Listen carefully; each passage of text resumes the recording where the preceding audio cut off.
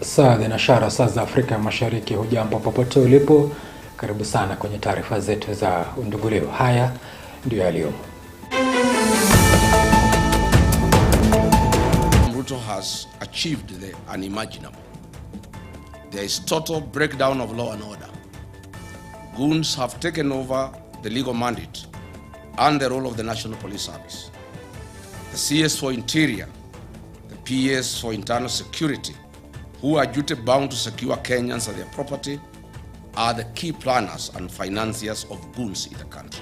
Kiongozi wa DCP Rigathi Gachagua amemshutumu Rais William Ruto kwa kutotekeleza ahadi alizotoa. Rigathi is one person who lacks any iota of integrity. He is heartless, reckless, careless, and malicious. Is in the same fellow who demanded 10 billion shillings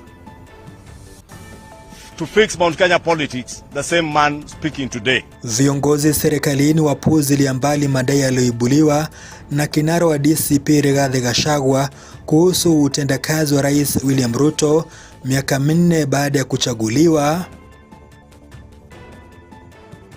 We are happy to have partnered with the Macharia Foundation because we serve almost the same goal in the mission. As a church hospital, we try to give healthcare to those who cannot afford it. As we know, healthcare has become very expensive. Zaidi ya wakazi 2,000 kutoka Kisii na kaunti jirani wafaidika na kambi ya matibabu ya bure ya mifupa iliyodumu kwa kipindi cha wiki moja. Has helped them to increase their livelihood, to improve their livelihood, to pay school fees for their children, to have more food in their table. Some even admitted to who said it could not have been bought to the land that they have if it was not beans. Na wakulima wahamasishwa kuhusu upanzi wa maharagwe ambayo inaaminika kustahimili mabadiliko ya tabia nchi. Naitwa Zablon Macharia, Priscilla Mwangi ananisaidia upande wa pili, nasema karibu.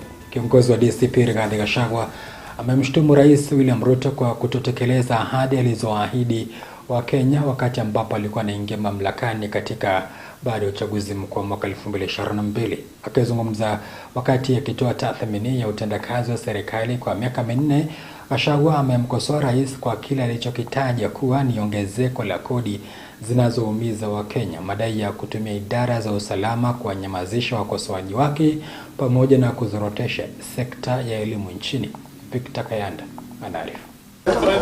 Ni miaka minne tangu Rais William Ruto kuchukua usukani wa kuiongoza taifa baada ya uchaguzi mkuu wa mwaka wa 2022. Na japo rais na viongozi serikalini wanajivunia ufanisi ambao serikali imeafikia hadi kufikia sasa, kiongozi wa chama cha DCP na aliyekuwa naibu rais Rigathi Gachagua anasema Rais Ruto amefeli pakubwa katika utendakazi. William Ruto has achieved the unimaginable.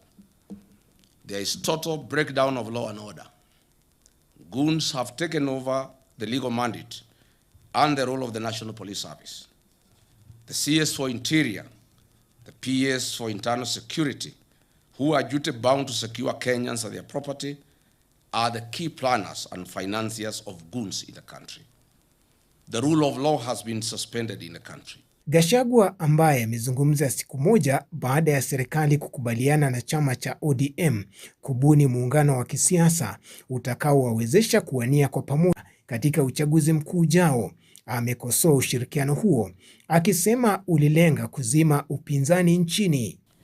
He has eroded the democratic gains of multipartyism and swallowed political parties and the then opposition. As he once wondered as deputy president, who is government and who is opposition? He then said it was a mongrel of a government. Today, we have a mongrel of a government. Aidha, ameibua maswali chungu nzima kuhusu vifo vya aliyekuwa waziri mkuu Raila Odinga, aliyekuwa mkuu wa majeshi nchini Francis Ogola, pamoja na aliyekuwa mbunge wa Imuru Dikir Yohana Ngeno, ambao wote walifariki katika kipindi cha miaka minne iliyopita. Why was there no postmortem done on the body of Raila Odinga? Why was there no postmortem done on the body of Raila Odinga? Why was there no postmortem done on the body of Raila Odinga? Why was there no postmortem done on the body of Raila Odinga? Why was there no postmortem done on the body of Raila Odinga? Why was he forced to go to India through a private jet? Why did the president force Raila Odinga to go to India? Why was his party ODM taken over before his body arrived in the country? Despite the known African customs that you don't inherit a man or a woman for that matter before they are buried. Who are these doctors who accompanied Raila Odinga against the wishes of his personal doctor, Professor David Oluoch-Oluonya? Kiongozi huyo wa DCP aliyezungumza wakati akitoa tathmini ya utendakazi wa serikali hakusaza mageuzi yaliyofanywa katika sekta ya elimu nchini.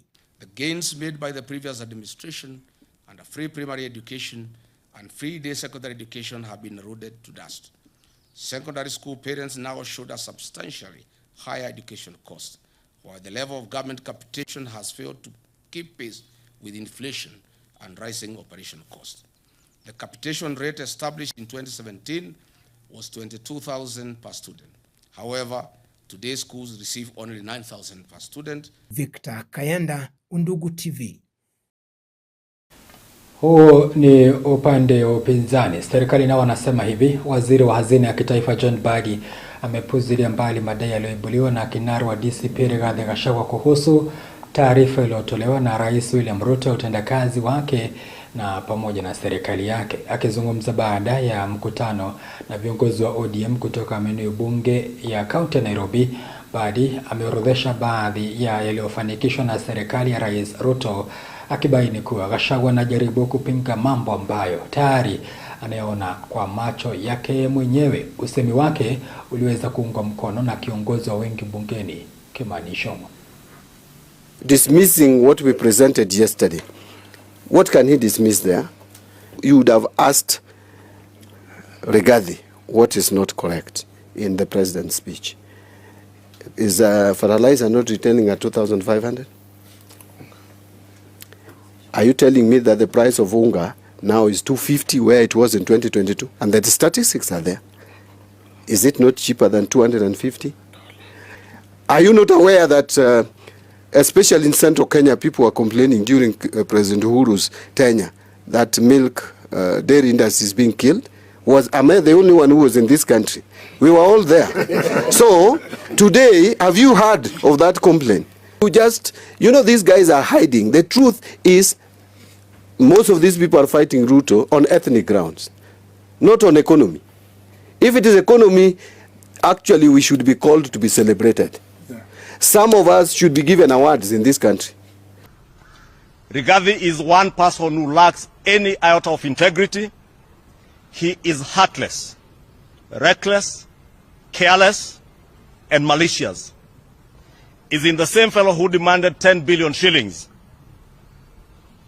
to fix Mount Kenya politics, the same man speaking today and intimidating every other leader he turns to. The tribal tyrant that he is running from his own ugly shadow and is casting aspersions on other leaders while being very unpatriotic. In his life, he has never spoken hope nor shared any vision on how to move Kenya forward. In his narrow world, he does not see the cancer patient getting treatment from SHA, including those right from his village in Madera constituency. This man and his cabal will never be happy seeing a boda rider or a mamamboga living a dignified livelihood in a two-bedroom apartment. Kando na hayo, viongozi kutoka mrengo wa upinzani pia wameweza kukashifu muungano wa ODM na UDA, wakisema kuwa unatupilia mbali wa Kenya ambao wanazidi kuumia kutokana na gharama ya maisha. Kinara wa PLP Martha Karua akiweka wazi kuwa atagombea kiti cha rais mwaka ujao, huku kinara wa DAP Kenya Eugene Wamalwa akitaka vyama vyote ambavyo vinahitaji kusajiliwa na msajili wa vyama humu nchini. Merekialo na taarifa kwa kina.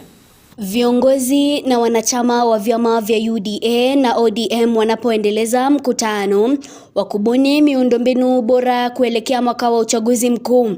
Kinara wa DAP Kenya Eugene Wamalwa amekashifu muungano huo akisema kuwa chama cha ODM kinawaacha Wakenya ambao wamezidi kulemewa na gharama ya maisha. Wakenya 75% wamesema hawana imani na serikali ya Ruto. Nchi inachukua mwelekeo mbaya. Ili hali chama cha Caleb Amisi ODM jana wamekubali waungane na Ruto waende waunde serikali na UDA. So PRM being born today is out of principle and courage of conviction to say no.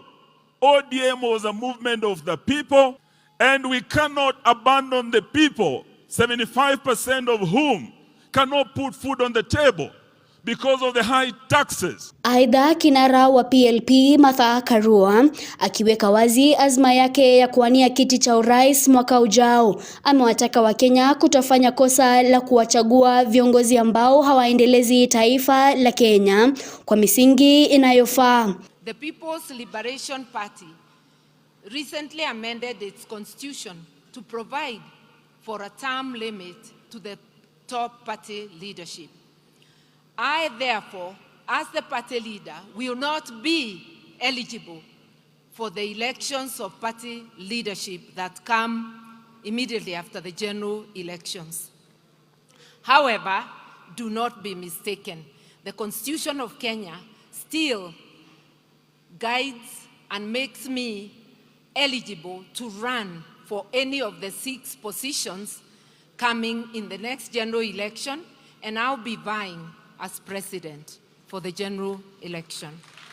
The great danger before us is to remove bad leadership and to replace it with another bad set of leaders.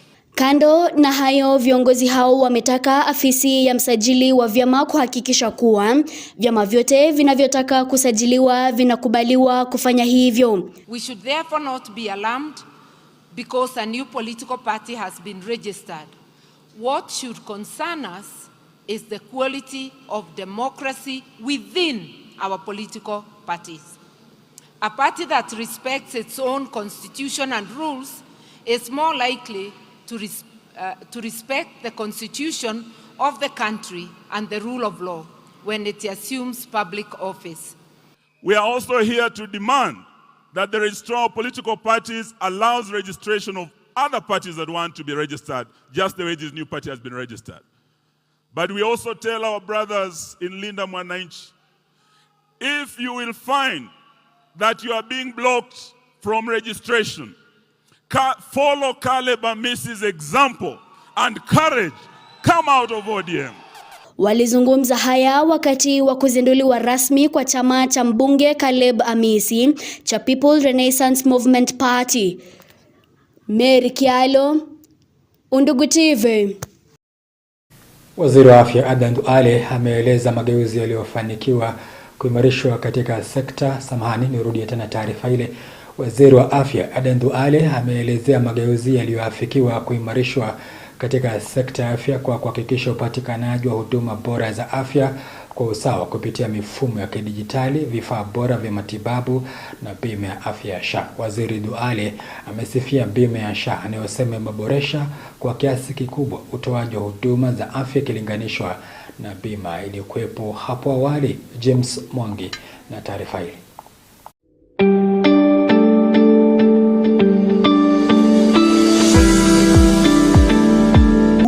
Kongamano la afya la Kenya la mwaka 2026 likitarajiwa kufanyika wiki ijayo. A round of applause.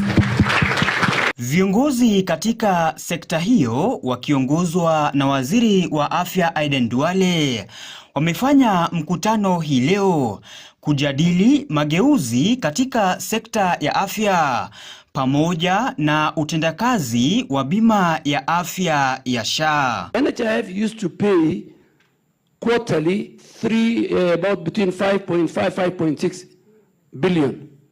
SHA pays annually monthly by the 14th. If you divide the 178 billion of 1.5 year of SHA existence to the former NHIF, is like 6 years. Waziri Duale akisifia utendakazi wa bima ya SHA amebaini kuwa tayari asilimia 16.4 ya Wakenya wamejisajili kwa bima hiyo ambayo kufikia sasa imelipa zaidi ya madai bilioni 164 na kuhudumia zaidi ya wagonjwa 500,000 wa saratani na wanaohitaji upasuaji. On the 1st of October 2024, we retired the National Health Insurance Fund and we launched the Social Health Authority.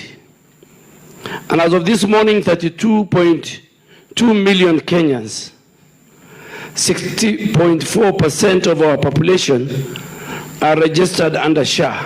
In NHIF, for you to review a claim in NHIF, you had to have your claim submitted at the branch level. And I actually have pictures on my phone of Nyeri branch, the former NHIF Nyeri branch, where a QA would sit on a desk and would be towered by files. Right now at SHA, and I was sharing with the team, all our claims are digital. There is no single manual document that any claims officer has to look at. Ametoa hakikisho kwa Wizara ya Afya inajitahidi kushughulikia maslahi ya wahudumu katika sekta hiyo, hasa wakati huu ambapo baadhi ya wauguzi wanaendeleza mgomo. We are not relenting and we are not slowing down. Every issue around the healthcare workers and healthcare professionals is gonna be resolved bit by bit, whether it is at the county level or the national level. But we have only 2 cadres that are on strike. That is the nurses and the Kenya Union of Clinical Officers, but it's not in all the counties. It's a section and a few counties that are varied, agreements here and there. Kongamano la mwaka huu litafanyika tarehe 18 hadi 19 mwezi Agosti katika jumba la KICC jijini Nairobi. Kauli mbiu ikiangazia yaliyofikiwa kuhakikisha huduma za afya zinawafikia wananchi wote kwa usawa. Thank you very much. James Mwangi, makala ya Undugu, Afya.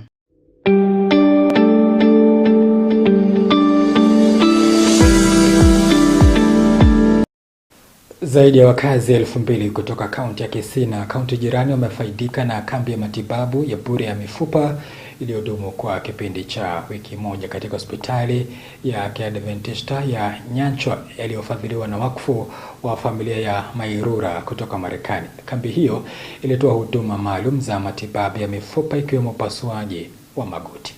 You see that our community has got a lot of motorbikes, there's a lot of movement. And this has actually led into a lot of injuries.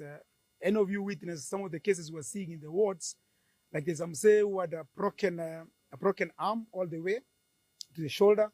He said 13 years ago he had a fall from the motorbike. The bones broke completely, both at the shoulder and the hand. They partially sort of treated him, and the rest they said, "Enda ujichunge." That's really those his words. So literally go take care of yourself. So, and when you look at the X-ray, part of the hand was actually completely disjointed, and it's been like that the last 13 years. So the doctors came and they did what you can almost call the miracle of modern medicine.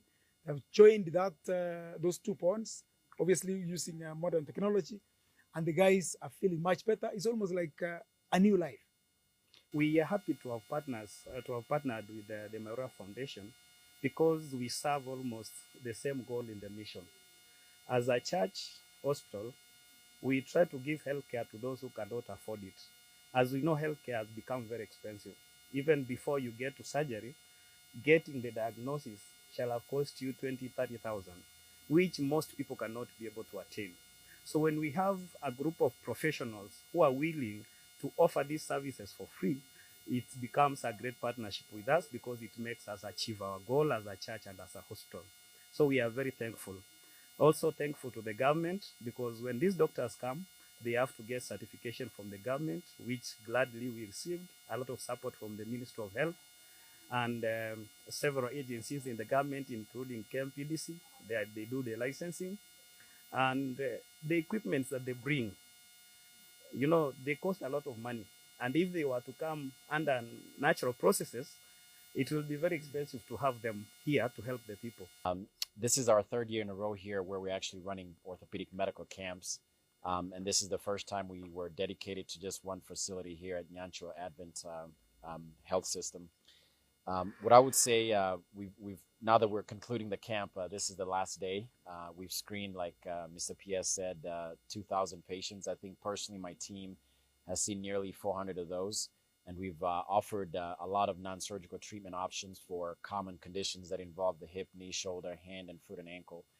We've also performed quite a wide array of orthopedic procedures. We've done multiple hip and knee replacements. Our hand specialist has done cases that involve the hand. Hatuna la ziada ile ambayo inaweza kuongeza, japo mwendo wa saa 2 nitaweza kukupasha hayo na aliosalia katika kapu letu. Mimi ni Zablon Macharia, hadi wakati ule, kwaheri.